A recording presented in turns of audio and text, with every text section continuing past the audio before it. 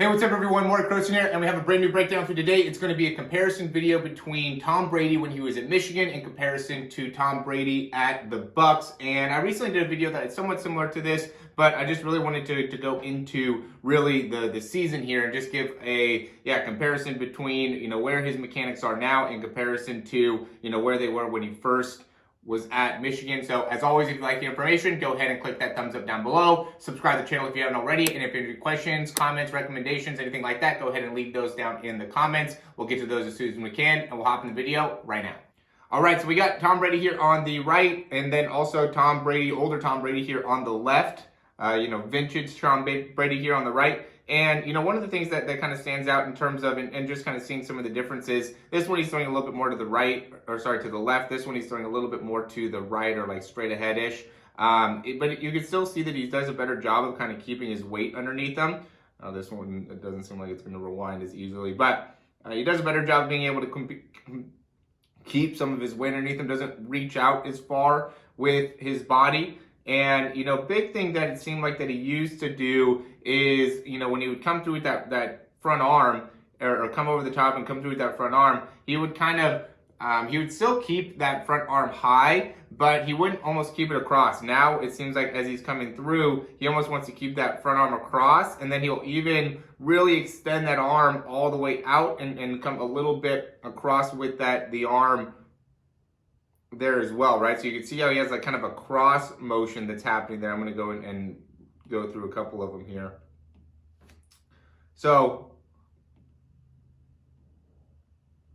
you can see how it just does a really nice job of being able to create plenty of extension in the arm. And yeah, he leans over a little bit to the side, and I see a lot of people talk about how, you're not supposed to lean over to the side when you're throwing. And, that's something that you could see Tom Brady ends up doing. And, at the end of the day, it is always dependent on the, quarterback and some of the mechanics within that quarterback. But either way, you could see he does a really, really effective job of being able to create a ton of extension, ton of wrist flick on the ball. And then also you could see with the load, it seems like he allows himself to get a little bit more of a load. He kind of changed it up, before he would kind of get that wrist to kind of turn over. Now he doesn't do that anymore. He just kind of goes straight back with the ball, a little bit of a cock in the wrist, but really nothing much, where before he would really cock it, and then really you could see how much further back he would bring the ball. Now he's very, very clean at just going back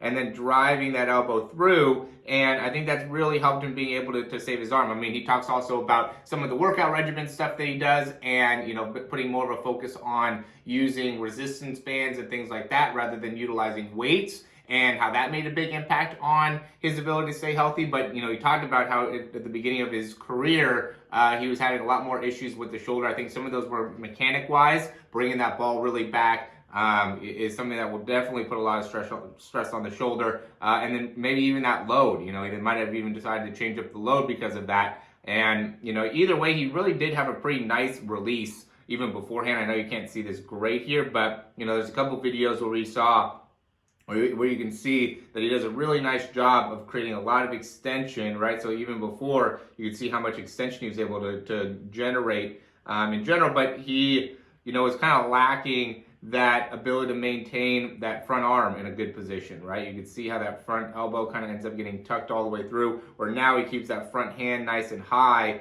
and that allows him, I think, to keep that spine upwards a little bit more. So there's a couple differences that you see end up making, a difference. And that's the thing with quarterback mechanics, is there's really just subtle differences that you can make. And even here, you can see how he kind of lifts that ball up and gets a lot of rotation, puts a lot of stress on the elbow. He probably was having some degree of elbow issues. Maybe it was more shoulder, but to me, it was probably elbow issues that he was suffering from, and then being able to correct that now, doesn't put as much of that force on the elbow, is probably able to, really did a big number on being able to save his career and make it so he could have a little bit more effective overall, mechanics, and get the ball out of his hands a little bit cleaner. So, as always, guys, thanks for watching these videos here. I wanted to make this pretty quick, pretty concise. And as always, guys, thanks for watching the videos. If you have any questions about breakdowns or programs or Quarterback University, you can check that down below. You can check out the links down below, or also you can contact me. Would be happy to give you more information about that. We have free trials for all those if you're interested. All right, thanks for watching. We'll talk to you soon.